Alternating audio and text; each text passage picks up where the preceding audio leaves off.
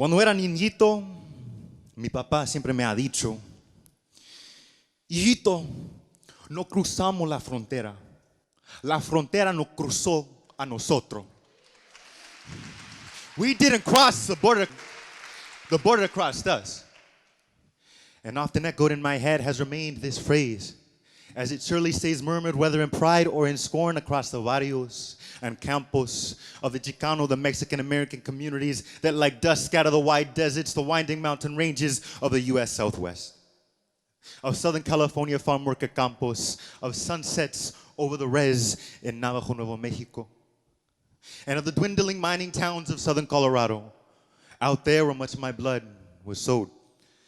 Before it sailed downstream the Colorado River to finally settle with my paternal family in the Valley of the Sun, Phoenix, Arizona, y ahí nací.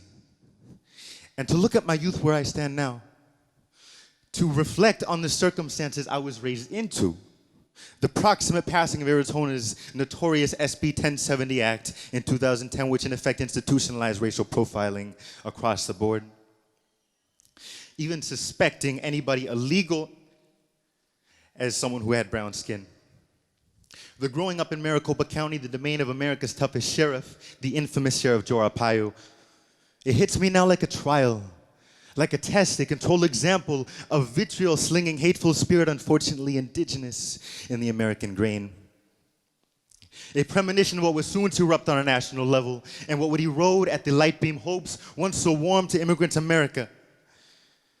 But see, my father and his father before him raised my brothers and I to be a little travieso. That is, a little unwilling to carry on quietly when injustice breathes right down our neck. And so in those earliest years, he would bring my hermanos and I to chant through city streets and scribble onto protest signs in retaliation against the racist legislation playing out across Arizona and participate in, or maybe just take our turn in La Almighty Lucha. The lucha de Dolores Huerta in her day, and Chavez and Corky Gonzalez, confronting each generation with the same struggle, only a revamped cast of bad guys. No cruzamos la frontera no cruzó a nosotros. A rallying cry for our very right to exist, to be seen as Americans. One that I understand now not only pertains to the Chicano community, but to our Latino community, and in fact, the human community at large. It pertains to the universal immigrant community. Hermanas y hermanos, this is all of us. Because as long as people shift across borders to find hope and flee fear, the immigrant struggle is the human struggle. And at the moment I write this, be unsettled to recognize, hermanas y hermanos, that this country has stumbled into some sinister times. Immigrants como mi abuelita querida pa allá y mi abuelo de Cuba, who both found hope here in Boston, as thousands of others have, are today too often rejected their very humanity. Down by the border, 6 of our children have died in the custody of U.S. government, all under the twisted fallacy that a child's life without documentation is somehow any less a life to value. The twisted fallacy that a life to value and to care for and to love. Juan de Leon, Jacqueline, Felipe, a 10-year-old girl from El Salvador, a 2.5 infant from Guatemala, their names disclosed, as well as most recently, 16-year-old Carlos Gregorio Hernandez Vasquez. We have a mortal obligation to these children to, in policy and in protest, collapse the cages our government has built and abandon them. Bend the bars and open our hearts and free all the other children unjustly detained. Bring them back into the arms of the mothers and the fathers. Hermanas y hermanos, we find ourselves under a U.S. power structure in flagrant denial of the facts.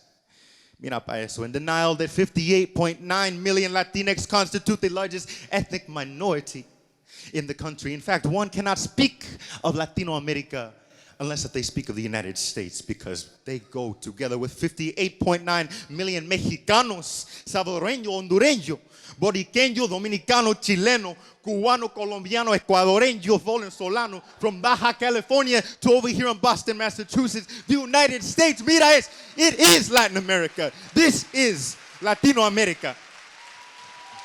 So Mr. President, and Anybody who moves to hurt and to hate and create an unwelcoming America, a message for you. We are here today. We are here to stay because, baby, if I could lay it down for you, estilo New World. We didn't sail on no Mayflower. The Mayflower came our way. So I echo in the words of my foremothers and my forefathers. When the invulnerable beauty, the ancient ánimo of nuestra gente make me cry out, viva la raza. But I would be naive to forget that our raza is the unruly collision of kin and culture that span the world over, of African spirits, of European tongues, and ojalá our Arabic colloquialisms, Asian by way of the Bering Straits, thousands of years ago. Now together, wherever, we are united in this miracle struggle of life itself. To live, to love, and to leave a world to be proud of for our children and for their own. So instead I say loud and proud, viva la raza cósmica y la raza humana. Viva la raza. And entonces, me llamo, meu nome, je m'appelle Wojao. My name is Julian Diego Lopez Leyva, and this is how I amplify.